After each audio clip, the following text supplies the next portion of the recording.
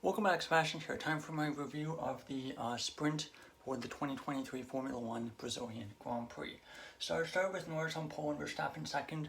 Most drivers starting on the soft tire, but the Haas's and Sargent opting to start on the mediums. But the Haas definitely makes sense. They've been a bit awful with tire wear pretty much all year, so it makes sense to try to do something with the mediums. So right away, first lap, opening corner, Verstappen takes the lead at turn 1, gets a really good start. Norris actually has the better launch from 0 to 200 kilometers an hour, but Verstappen has much better acceleration and braking in that second phase into turn 1.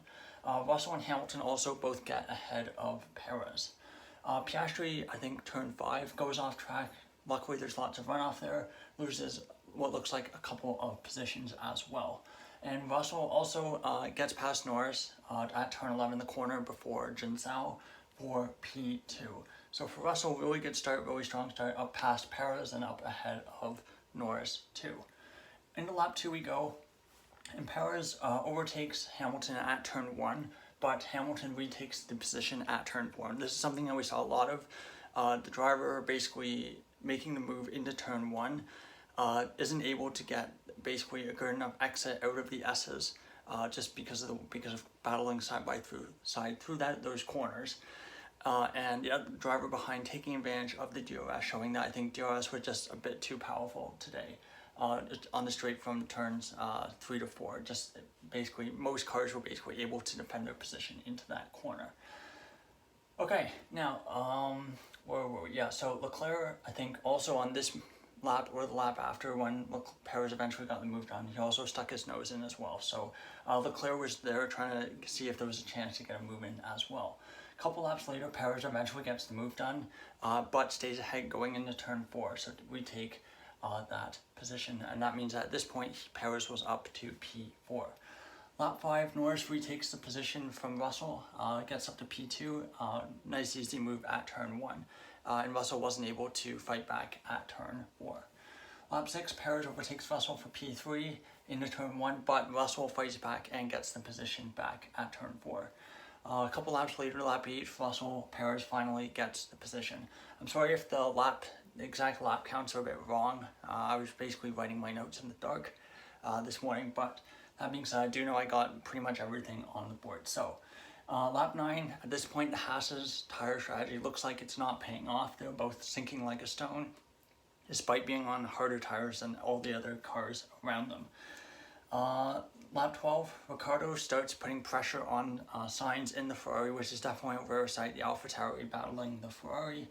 But, Sainz, like I've said many times already today, Sainz retakes the position at turn 4. A couple laps later, Stroll, I think Alonso overtook Ocon, and then Alonso started ahead of Ocon, but Stroll overtook Ocon for P13. Ricciardo tries to overtake Sainz again, but just lacking that top end speed to get past the Ferrari. We saw this at COTA as well, that the Ferraris have decent top end speed, so they're quite difficult to overtake. Lap 15, Alonso overtook Gasly, and then Stroll overtook Gasly a couple laps later, thanks to Gasly locking up. We had a couple laps with some pretty good action, a lot of DRS trains, like basically there was a DRS train behind Sainz, so we did have a lot of cars close together, but not as many overtakes. But lap 21, Leclerc overtakes Hamilton for P5 at turn 1. Hamilton's and basically Mercedes, their tires, chewing through their tires way too quickly, dropping Hamilton down. So that was definitely something I was not expecting going into the sprint.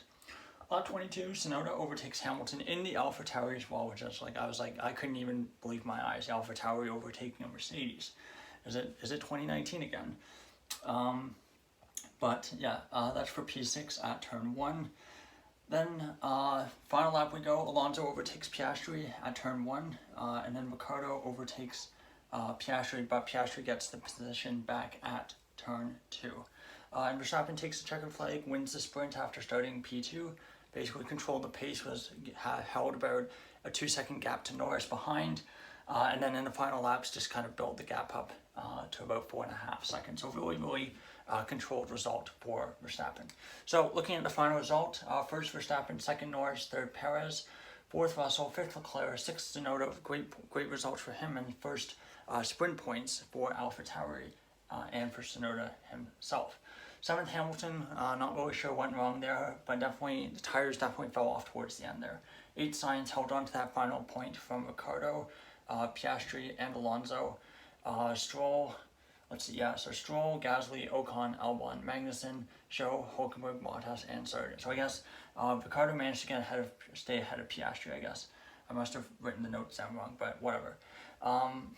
That being said, then looking at the championship, Verstappen 499 points, 1 point shy of 500, first driver ever to get 500 points in F1 in a season. Perez, the battle for P2 in the championship, he builds his lead over Hamilton with that result today. 246 points for him, Hamilton 222. Sainz 184, 1 clear of Alonso 183, Norris 176, now 6 clear of Leclerc in 7th with 170. 8th Russell 156, 9th Piastri 87, 10th Gasly 56, 11th Stroll 53, and 12th Ocon 45. So that's definitely going to be one battle to watch for towards the end of the season. 3 races to go. That battle for 10th between Gasly, Stroll, and Ocon. Then we have Albon in 13th with 27 points, Tsunoda 14th with 11, moves his way up quite a bit, and is now 1 point clear of Bottas. Bottas dropped down to 15th, 10 points, 16th Hülkenberg 9 points, 17th Ricciardo 6 points, 18th Zhou 6 points, 9th Magnussen 3 points, 20th Lawson 2 points, 1 point for Sargent in 21st, and DeVries obviously no points. So 3 big talking points from today's race. I think DRS, oh dear, that's not a pen that's going to work today, is it? Okay, let's see, 3 big talking points. I think the first one that came to my mind for me was DRS trains. We saw them quite a bit basically with these battles, basically from Sainz down, and also from, I think, Albon down, but we didn't really, no, actually no, it was from Magnussen down, yeah, but we didn't see that one. But with this one, you could tell that there was a DRS train, and that drivers, even if they were quicker, like Alonso or Stroll, had a hard time overtaking just because the DRS means that you can stay behind, or basically you can prevent a faster car behind you from overtaking. And as long as there's one car there that has really, really good straight line speed, like the Ferrari, even if they're very slow through the corners, it doesn't really matter. Number 2, AlphaTauri rebound. So excellent pace. There's an end there. Yeah. Excellent pace for the AlphaTauri. He's getting points in the sprints pretty hard, especially since only the top 8 get points. Obviously, for the Grand Prix tomorrow, they're going to be going to have to try to improve on that really rough qualifying position they had, which is going to be a challenge. So unless there's a lot of carnage in the race, or they do something different with strategy, I don't think AlphaTauri are going to get points. But today they showed they had really good pace. Were competitive with the Ferraris, and Tsunoda even overtaking the Mercedes of Hamilton. Third, I think kind of the opposite of the AlphaTauri was Merc tire deck.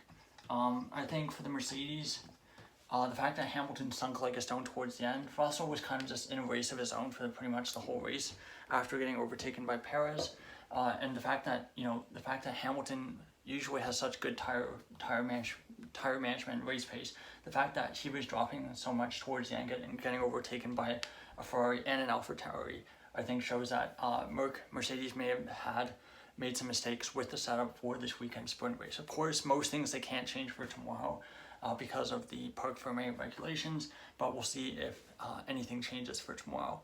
Last sprint at Coda, we thought, the results basically set in stone. Verstappen's going to win by 35 seconds. Of course, he had some mechanical issues in the race, which we didn't really foresee. But that being said, we'll see what happens in the Grand Prix tomorrow. So thank you so much for watching, and goodbye.